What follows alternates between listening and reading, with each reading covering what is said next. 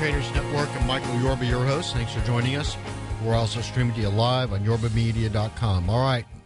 Nick Santiago, President, CEO, InTheMoneyStocks.com on the show with me now. Nick, thanks for coming back. Always great to be back, Michael. Okay, quite the lineup today. JP Morgan, Exxon, Union Pacific, bonds, NASDAQ. Where do you want to start? Well, I want to start off with JP Morgan first and foremost because this has been the stock market barometer as far as I'm concerned. And again, the stock really showing no signs of letting up. But this stock is going to hit some serious resistance soon. Now, traders don't need to short this name, but anywhere from this 50 to 250 level on the chart, you're going to see it coming up into a major resistance point from May of 2007.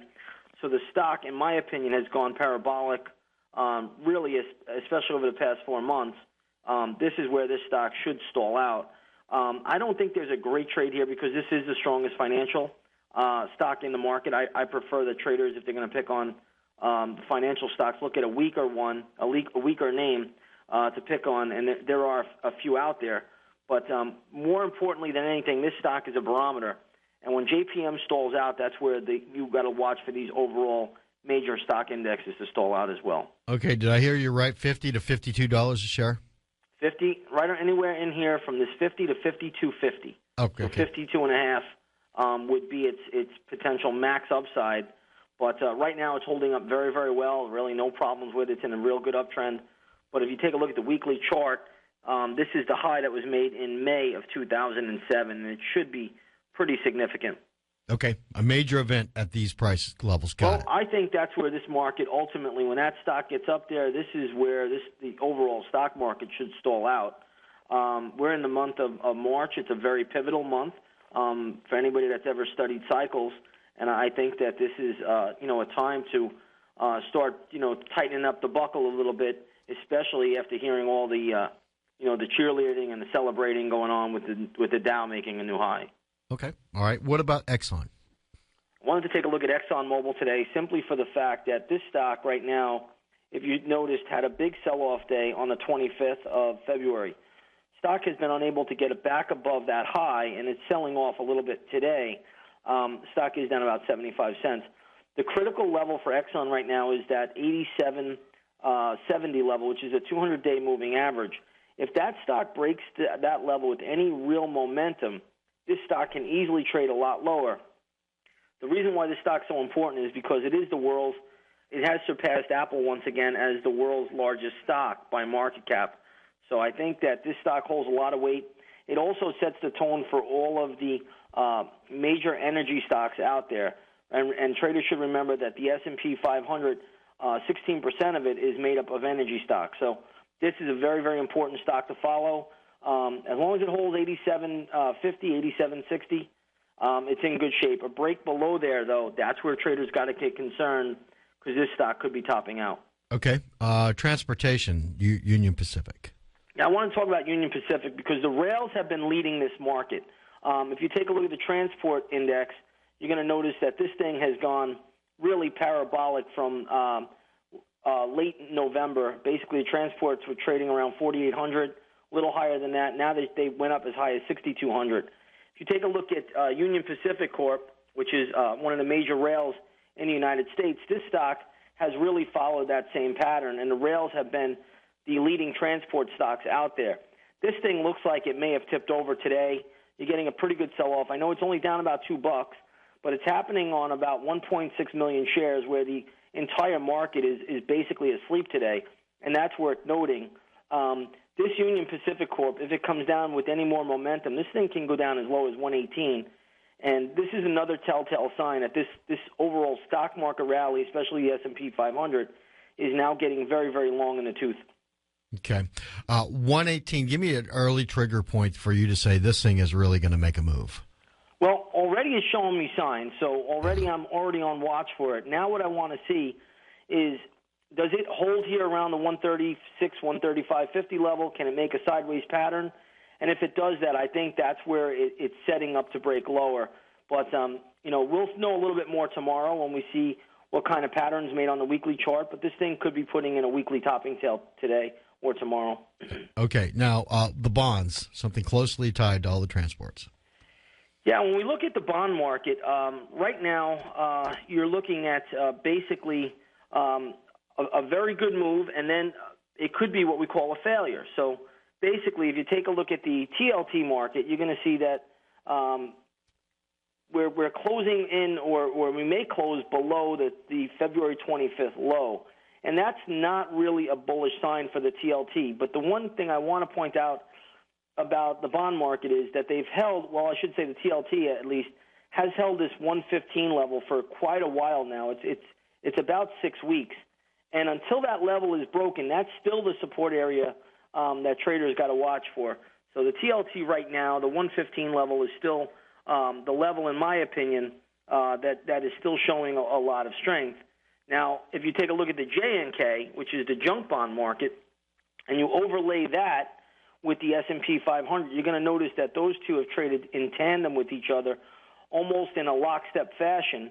Now the JNK looks to be breaking away. JNK is a leading indicator because that is junk bonds, and I think the junk bond market is topping out. And if you take a look at the weekly chart, Michael, you're going to see a nice bearish pattern on that JNK, and that tells us this thing wants to move down probably towards that $39 level. Okay. All right. At that point, are you thinking that this may be a buy there, or that's just a stopping point in a longer trend? Well, I think that could be a stopping point. You probably will get a trade around that level, but more so than anything else, the JNK diverging with the spiders or the S&P 500 is just a warning sign that this market is running low on fuel to the upside now. Okay. Now, we've had a lot of whenever you say something just like that, it leads me to wonder if the Fed is going to add more fuel right when everybody thinks it's going to fall off the cliff. That's happened so many times in the last couple of years. It has, and it always can. So, I mean, I wouldn't be surprised. But what happens historically is once the market starts to fall, the central bankers come rushing in.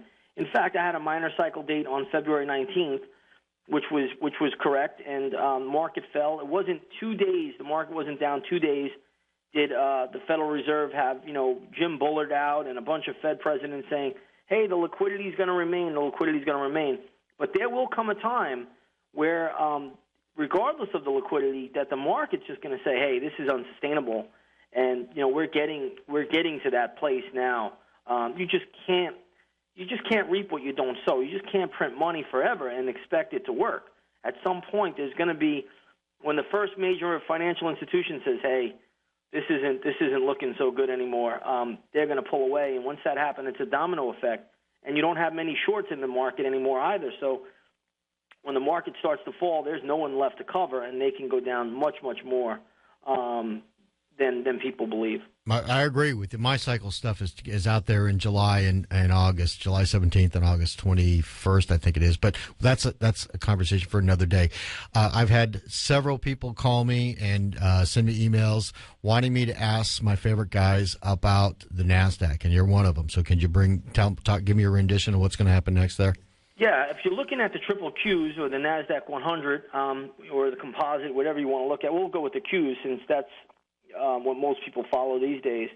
Right now, the NASDAQ's still holding up firm. It's been able to rally a little bit, but it's still well below the September top. And the September highs in the NASDAQ, were basically just above, I guess, around 70.5, 71. But we're lagging that. And whenever the NASDAQ lags the Dow Jones Industrial Average, that is not a good sign. That's a sign of weakness coming. That's a sign of institutional distribution coming. That is not a positive. So I think traders really need to be careful.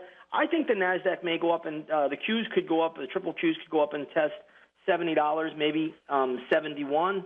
But to be honest, when they're lagging the Dow Jones, I mean, that is a red alert for me. That's a red flag. You never want to see money parking into blue chips that pay big dividends and not park money into high-risk assets like the NASDAQ, which are usually considered growth stocks. So to me, that's just a red flag and a big negative for the overall stock market in the future. Okay, so we've got to look for a pattern that's going to give us a break, but not there yet. We're not there yet. This market is still holding up fine. There's nothing technically really wrong. The volume trends are extremely light, never short a dull market. So, I mean, you got to really pick your spots, real selective right now, and you just look for the best chart patterns. But a lot of warning signs are coming out, and I think that's what traders need to watch for. Okay, well said. All right, before we go, you have events all the time for our audience. What do you have coming up next? I do. This coming Saturday, we have the In the Money Stocks Methodology webinar. You'll learn all of our strategies and techniques. You'll also learn our proprietary tools that we use each and every day. That begins at 10 a.m. on Saturday, March 9th, and it'll last about 6 or 7 hours. So any of your listeners are interested, come over to the website, In the Money Stocks, click the Education tab, and you'll see the schedule there, and you could sign up for that. Great, Nick. Thanks for coming on the show. Appreciate it. Thank you, Michael. Have a great day. You too. Nick Santiago, President and CEO, InTheMoneyStocks.com.